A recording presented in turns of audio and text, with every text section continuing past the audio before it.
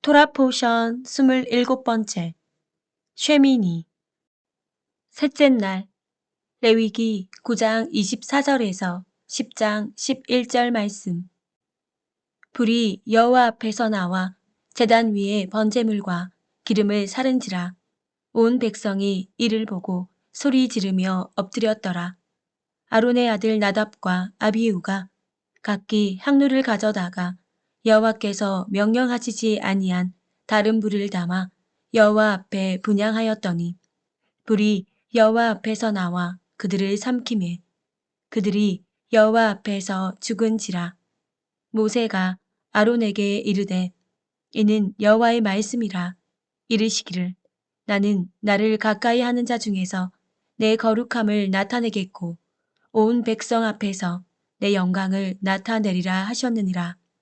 아론이 잠잠하니 모세가 아론의 삼촌 우시엘의 아들 미사엘과 엘사반을 불러 그들에게 이르되 나와서 너희 형제들을 성소 앞에서 진영 밖으로 메고 나가라 하매 그들이 나와 모세가 말한 대로 그들을 옷 입은 채 진영 밖으로 메어내니 모세가 아론과 그의 아들 엘르아살과 이다말에게 이르되 너희는 머리를 풀거나 옷을 찢지 말라. 그리하여 너희가 죽음을 면하고 여호와의 진노가 온 회중에게 미침을 면하게 하라. 오직 너희 형제 이스라엘 온 족속은 여호와께서 치신 불로 말미암아 슬퍼할 것이니라. 여호와의 관유가 너희에게 있은즉 너희는 회막문에 나가지 말라. 그리하면 죽음을 면하리라. 그들이 모세의 말대로 하니라. 여호와께서 아론에게 말씀하여 이르시되 너와 내 자손들이 회막에 들어갈 때에는 포도주나 독주를 마시지 말라. 그리하여 너희 죽음을 면하라. 이는 너희 대대로 지킬 영영한 규례라. 그리하여야 너희가 거룩하고 속된 것을 분별하며 부정하고 정한 것을 분별하고 또 나 여호와가 모세를 통하여 모든 규례를 이스라엘 자손에게 가르치리라. 하프타라 사무엘하 6장 1절에서 7장 17절 말씀. 다윗이 이스라엘에서 뽑은 무리 3만 명을 다시 모으고 다윗이 일어나 자기와 함께 있는 모든 사람과 더불어 바알 엘 유다로 가서 거기서 하나님의 궤를 메어 오려 하니 그 궤는 그룹들 사이에 자정하신 만군의 여호와의 이름으로 불리는 것이라. 그들이 하나님의 궤를 새 수레에 싣고 산에 있는 아비나답의 집에서 나오는데 아비나답의 아들 우사와 아유가 그 새 수레를 모니라. 그들이 산에 있는 아비나답의 집에서 하나님의 궤를 싣고 나올 때에 아효는 궤 앞에서 가고 다윗과 이스라엘 온 족속은 잣나무로 만든 여러 가지 악기와 수금과 비파와 소고와 양금과 제금으로 여호와 앞에서 연주하더라. 그들이 나곤의 타작마당에 이르러서는 소들이 띠므로 우사가 손을 들어 하나님의 궤를 붙들었더니 여호와 하나님이 우사가 잘못함으로 말미암아 진노하사 그를 그곳에서 치시니 그가 거기 하나님의 궤 곁에서 죽으니라. 여호와께서 우사를 치심으로 다윗이 분하여 그곳을 베레스 우사라 부르니 그 이름이 오늘까지 이르니라. 다윗이 그날에 여호와를 두려워하여 이르되 여호와의 궤가 어찌 내게로 오리요 하고 다윗이 여호와의 궤를 옮겨 다윗성 자기에게로 메어 가기를 즐겨하지 아니하고 가드 사람 오벳 에돔의 집으로 메어 간지라.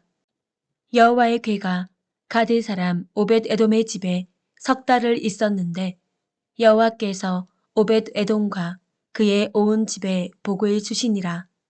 어떤 사람이 다윗 왕에게 아뢰어 이르되 여호와께서 하나님의 궤로 말미암아 오벳 에돔의 집과 그의 모든 소유에 복을 주셨다 한지라. 다윗이 가서 하나님의 궤를 기쁨으로 메고 오벳 에돔의 집에서 다윗성으로 올라갈세. 여호와의 궤를 맨 사람들이 6걸음을 가매 다윗이 소와 살찐 송아지로 제사를 드리고 다윗이 여호와 앞에서 힘을 다하여 춤을 추는데 그때 다윗이 배 에봇을 입었더라. 다윗과 온 이스라엘 족속이 즐거이 환호하며 나팔을 불고 여호와의 궤를 메어오니라. 여호와의 궤가 다윗 성으로 들어올 때에 사울의 딸 미갈이 창으로 내다보다가 다윗 왕이 여호와 앞에서 뛰놀며 춤추는 것을 보고 심중에 그를 업신여기니라. 여호와의 궤를 메고 들어가서 다윗이 그것을 위하여 친 장막 가운데 그 준비한 자리에 그것을 두매 다윗이 번제와 화목제를 여호와 앞에 드리니라. 다윗이 번제와 화목제에 드리기를 마치고 만군의 여호와의 이름으로 백성에게 축복하고 모든 백성 곧 온 이스라엘 무리에게 남녀를 막론하고 떡 1개와 고기 1조각과 건포도 떡 1덩이씩 나누어 주매 모든 백성이 각기 집으로 돌아가니라.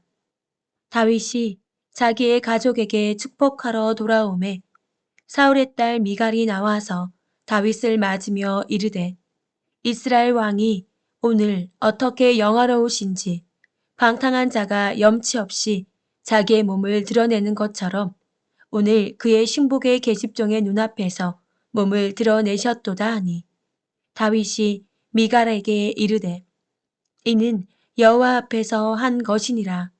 그가 내 아버지와 그의 온 집을 버리시고 나를 택하사 나를 여호와의 백성 이스라엘의 주권자로 삼으셨으니 내가 여호와 앞에서 뛰놀리라.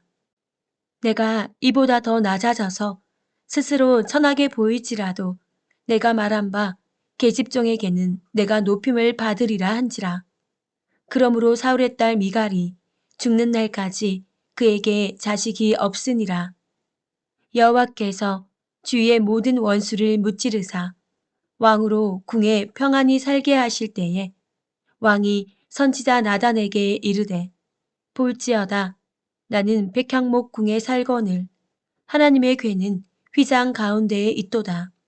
나단이 왕께 아뢰되 여호와께서 왕과 함께 계시니 마음에 있는 모든 것을 행하소서 하니라.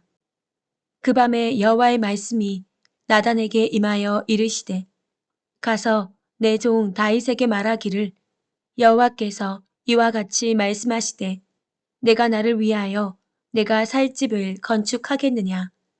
내가 이스라엘 자손을 애굽에서 인도하여 내던 날부터 오늘까지 집에 살지 아니하고 장막과 성막 안에서 다녔나니 이스라엘 자손과 더불어 다니는 모든 곳에서 내가 내 백성 이스라엘을 먹이라고 명령한 이스라엘 어느 지파들 가운데 하나에게 내가 말하기를 너희가 어찌하여 나를 위하여 백향목 집을 건축하지 아니하였느냐고 말하였느냐. 그러므로 이제 내 종 다윗에게 이와 같이 말하라.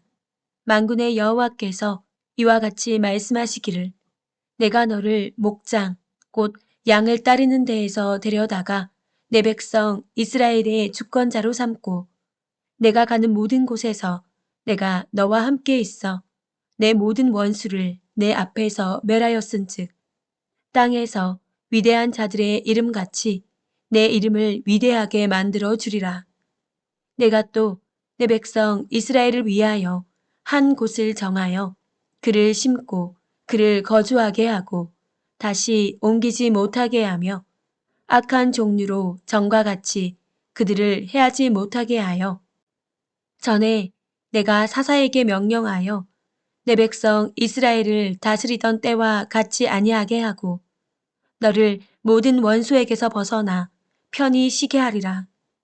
여호와가 또 내게 이르노니 여호와가 너를 위하여 집을 짓고 내 수완이 차서 내 조상들과 함께 누울 때에 내가 내 몸에서 날 내 씨를 내 뒤에 세워 그의 나라를 견고하게 하리라. 그는 내 이름을 위하여 집을 건축할 것이요 나는 그의 나라 왕위를 영원히 견고하게 하리라. 나는 그에게 아버지가 되고 그는 내게 아들이 되리니 그가 만일 죄를 범하면 내가 사람의 매와 인생의 채찍으로 징계하려니와 내가 내 앞에서 물러나게 한 사울에게서 내 은총을 빼앗은 것처럼 그에게서 빼앗지는 아니하리라. 내 집과 내 나라가 내 앞에서 영원히 보존되고 내 왕위가 영원히 경고하리라 하셨다 하라.